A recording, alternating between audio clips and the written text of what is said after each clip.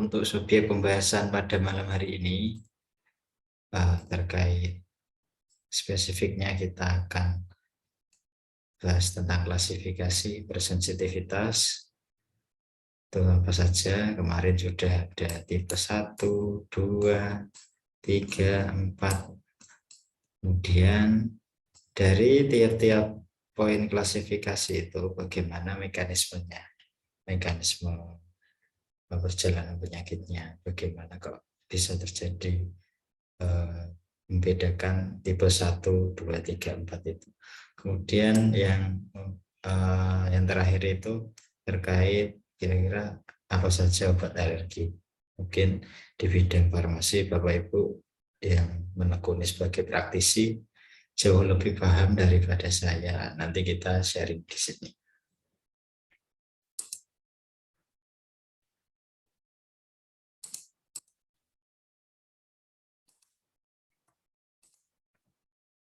Oke, kita flashback kemarin materi tadi malam kemarin Jumat, bahwasanya secara klasifikasi menurut Kuhn dan Gel itu ada tipe 1 lebih ke anafilaksis, kemudian ada tipe 2 berkaitan dengan permukaan sel yang diadaptasi oleh antibodi.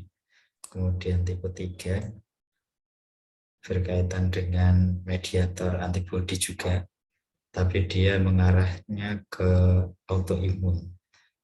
Dan juga yang terakhir itu terkait tipe 4. Dan untuk tipe 4 ini beda dengan yang 1, 2, 3 ini karena dia akibat alergen yang merespon pada dirinya sendiri atau self,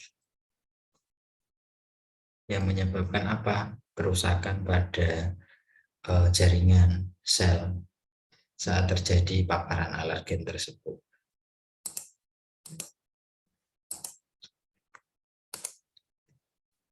Untuk mempermudah secara memahami, biasanya saya singkat ACID untuk mekanisme dasar hipersensitivitas. Apa itu ACID? ACID itu yang pertama A, anafilaksis. Dia mekanisme dari tipe A. Karena memang saat terjadi respon imun, sel tubuh ini akan merespon, akan menyebabkan manifestasi klinis seperti ruam, kemerahan, gatal. Kemudian C itu sel, dalam arti yang survive bond antibody atau antibody di dalam permukaan sel tersebut. Karena pada tipe 2 itu memang dia spesifiknya berpengaruh pada mediator antibody, kemudian mengarahnya dalam sel-sel imun tersebut, misalkan kayak eosinofil, basofil, dan lain-lain. Kemudian di tipe 3 itu mediasi kompleks pada imun tersebut. Nah, 1, 2 ini masih relatif sederhana. Kalau yang tipe 3 ini dia mengarah ke kompleks. Mekanisme imunnya ini terlibat banyak, tidak hanya si antibodi dan juga komponen dari sel tersebut, tetapi juga berpengaruh pada self itu sendiri atau sel di dalam tubuh itu sendiri berpengaruh. Jadinya secara ringkasnya dia antibodi, kemudian sel dalam tubuh ditambah paparan dari sel dirinya sendiri, jadi lebih kompleks. Kemudian yang terakhir ini lebih ke delayed type hersedivity. Dia kategori lambat daripada ketiganya ini. Memang untuk gejala klinisnya kadang bahkan sampai berminggu-minggu. dimulainya itu paling cepat 48 jam atau sekitar 2 harian.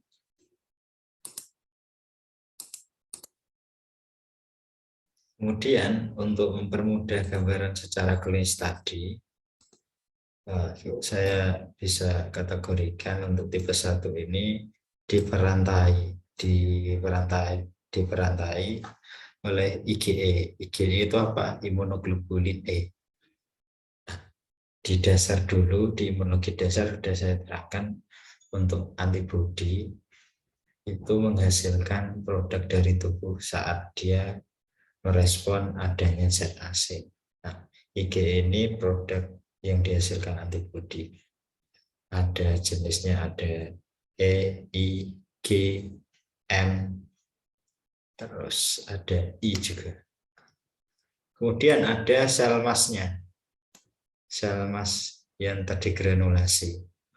Kemudian gangguannya apa? Contoh penyakitnya seperti asma, kayak fever atau demam yang kompleks.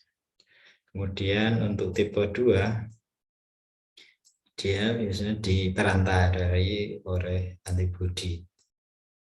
Khusus untuk antibodinya yang menyebabkan sitotoksisitas.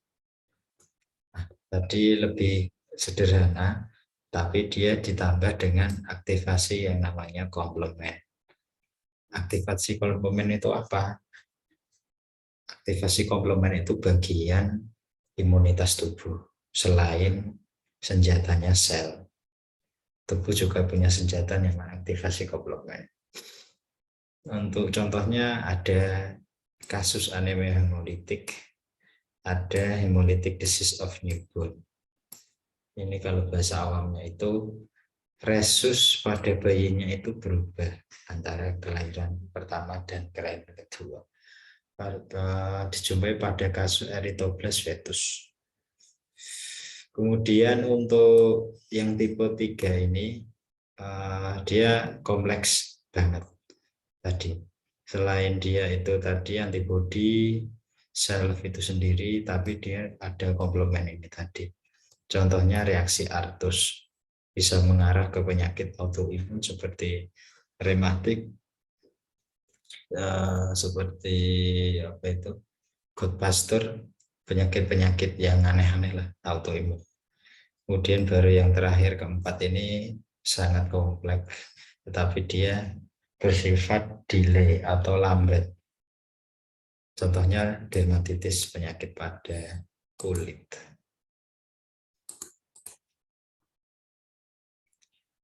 Kalau dirincikan dari penjabaran ini itu tadi, misalkan ini zat tadi alergen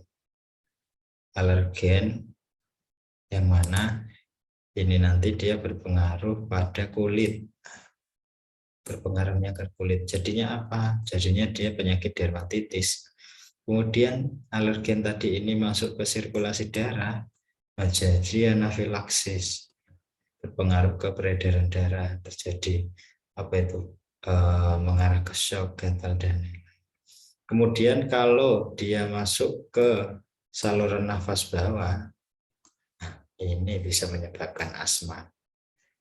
Beda kalau yang di saluran atas, dia menyebabkan demam. Bahkan bisa ke saluran pencernaan. Alergi itu pun gejalanya bisa kram, mual, muntah, diare. Untuk gambarannya seperti itu.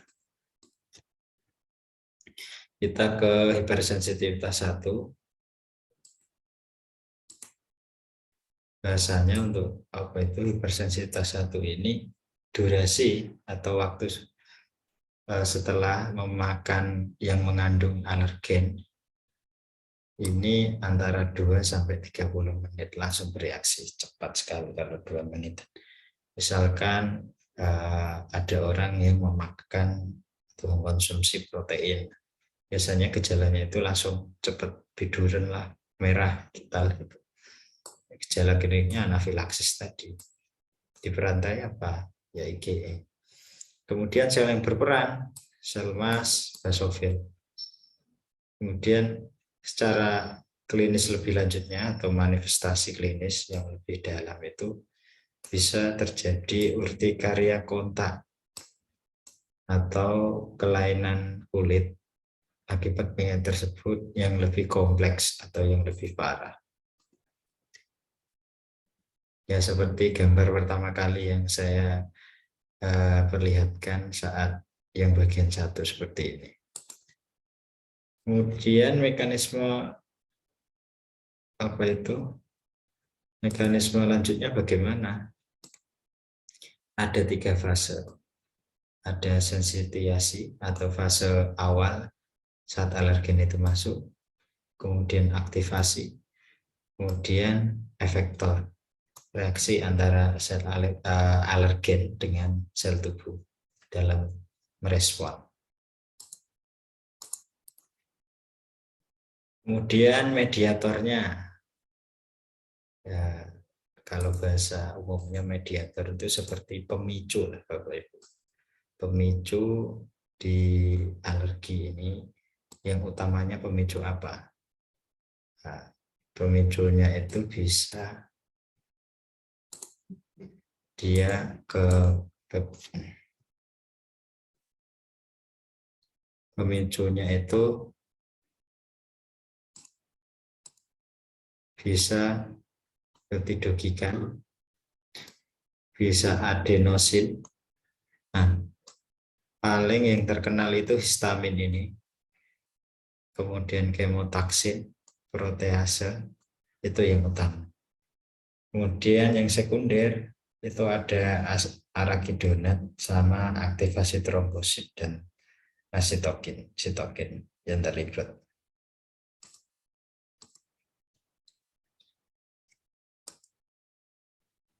Kemudian kita masuk ke sensitivitas 2. Untuk sensitivitas 2 ini waktu alergi setelah mengkonsumsi itu sekitar 5-8 jam. Kemudian diperantarai oleh antibodi imunoglobulin G dan imunoglobulin M. Kemudian selain diperantarai itu ada proses aktivasi komplement tadi. Kemudian sel apa yang terlibat? Ya, sel fagosit. Contohnya seperti makrofag. Kemudian ada juga apa itu? Seperti basofil. Kemudian eosinofil. Yang mana sel-sel ini itu terjadi lisis atau destruksi seluler akibat dari gangguan tersebut.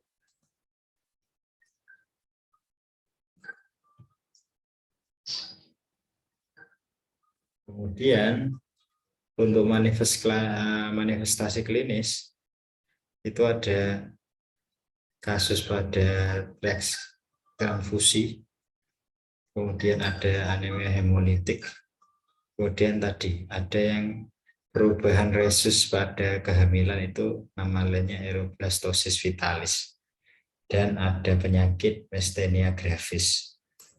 Nah, kalau yang ini itu dia berkaitan dengan ini apa saraf, ada saraf, karena respon saraf ini berkurang, jadi kekuatan gerak ototnya ini berkurang.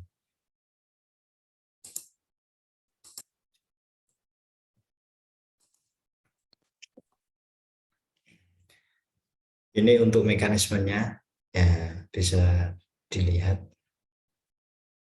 Kemudian ini untuk yang kasus erythroblast vitalis tadi.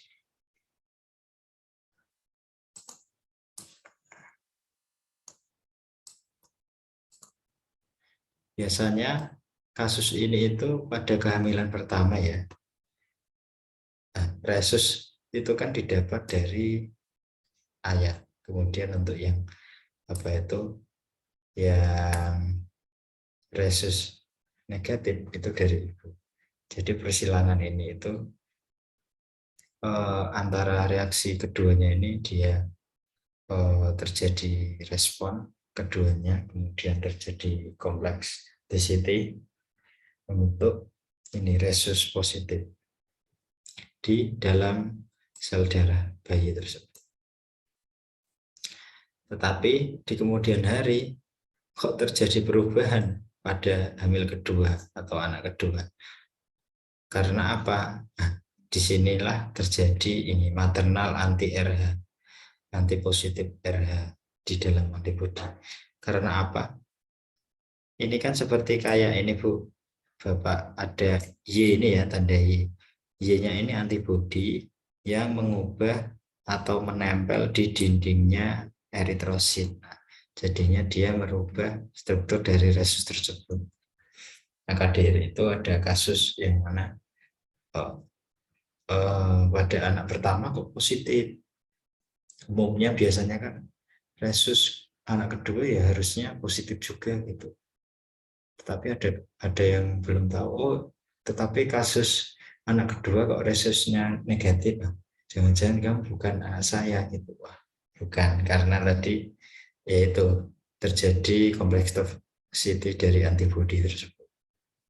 Itu bukan anak yang tertukar, tetapi ya memang anaknya karena proses kelainan alamiah tersebut.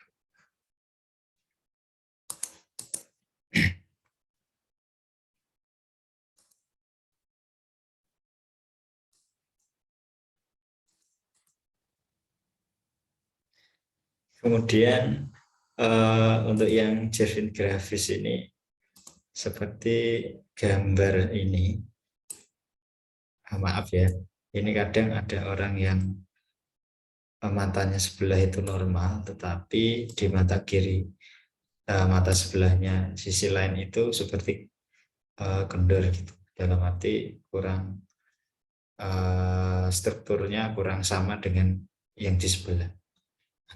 Di sini ini karena sel nervi itu di dalam saluran saraf itu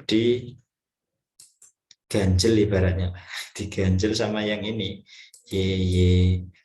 diblok sama antibodi, sehingga di muscle cell ini di dalam apa itu pelupuk, sel pelupuk mata itu beratnya kalau ganjelan itu dia enggak nyambung sepenuhnya.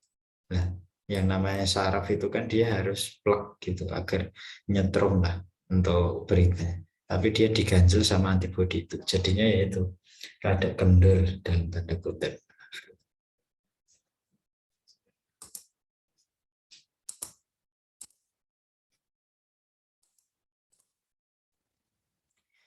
Kemudian untuk di hipersensitivitas 3 itu perantarainya imun kompleks, tetapi dia responnya hampir sama dengan tadi yang 2 sampai 8 jam. Karena dia lambat, jadi prosesnya ini diperantarai oleh kompleksnya yang banyak sekali. Seperti ini, peran antibodi di immunoglobulin G.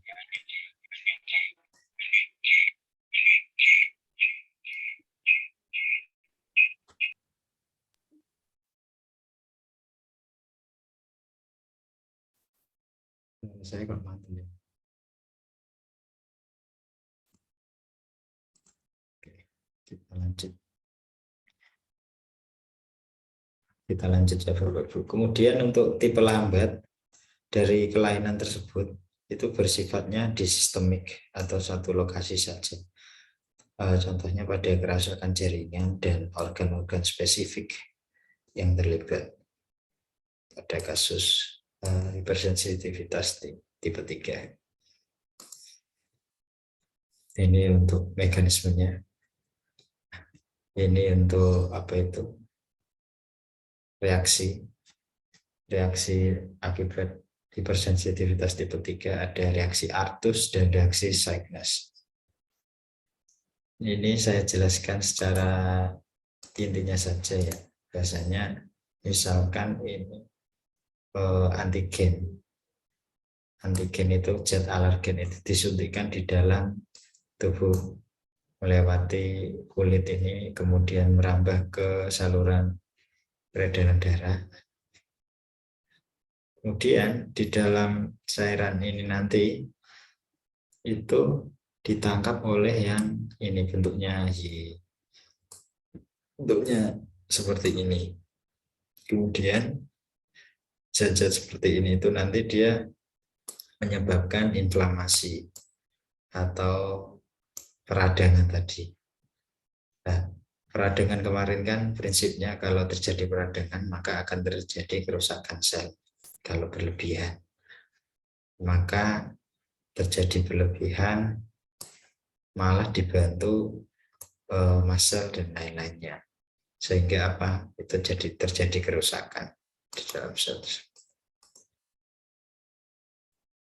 Kemudian ini ada kasus juga, apa itu? Misalkan kasus ular derik itu menggigit, kemudian racunnya itu beredar di dalam saluran darah, kemudian diambil darahnya untuk dibuat serum, kemudian disuntikkan di dalam tikus, ya, maka darahnya ini terjadi liquid atau cair, bisa menghapus protein di dalam darah. Ini mengerikan sekali. Terjadi koagulasi atau pembekuan.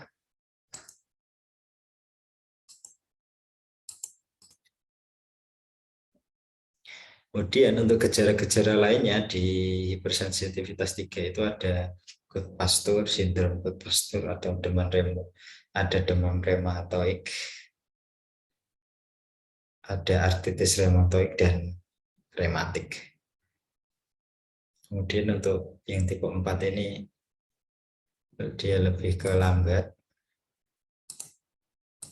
karena durasinya hampir 2 minggu. 2 jam. 2 hari, 72 jam. Bahkan ada yang berminggu-minggu. Yang terlibat ini lebih ke limfosit T yang berdiferensiasi menjadi tel helper 1. Kemudian tel helper 1 ini melakukan proliferasi menjadi cluster difference of egg atau CD8. Karena delay tipe hipersensitivitasnya lambat, jadi gejala klinisnya juga lama. Ini kemudian untuk reaksinya ada tadi,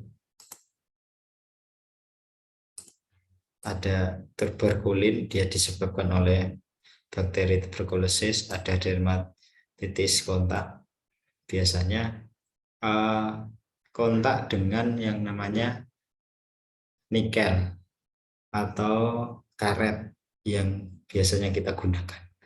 Misalkan Bapak Ibu sering gunakan perhiasan yang tanda di kulitnya itu merah, tapi bukan karena penyempitan di pembuluh darah, tapi menyebar lebih ke apa itu kayak seperti gejala alergi, ya, itu biasanya hipersensitivitas.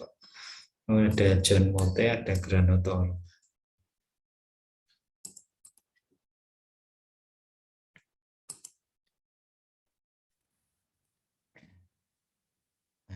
Ini tadi untuk dermatitis kontak seperti ini, kadang cincin yang kita pakai itu kan ada kandungan nikel, itu berbahaya. Nah, jam tangan juga sama, kalung juga gitu. Kalau yang normal itu biasanya kan hanya cap aja lah, cap di sekitar kulit itu. Tapi ini kalau yang dia hipersensitivitas, dia capnya ya ruam gitu, merah. Ini untuk lebih jelasnya. Kemudian kita ke obat-obat alergi. Mungkin Bapak Ibu sering dapat apa itu resep terkait obat alergi ya, seringnya ya seperti kortikosteroid topika untuk dengan cara dioles, kemudian salgalmin yang sering itu cuma saya tahunya ya antihistamin, itu obat antihistamin untuk mengurangi gejala-gejala yang gatal, kemudian itu panas dan lain-lain. Kemudian ada yang oral, injeksi dan sebagainya. Ini untuk obat-obat alergi untuk Bapak Ibu. Di sini jauh lebih paham dan mengetahui. Kemudian ini untuk berlanjutan. Ya, terima kasih.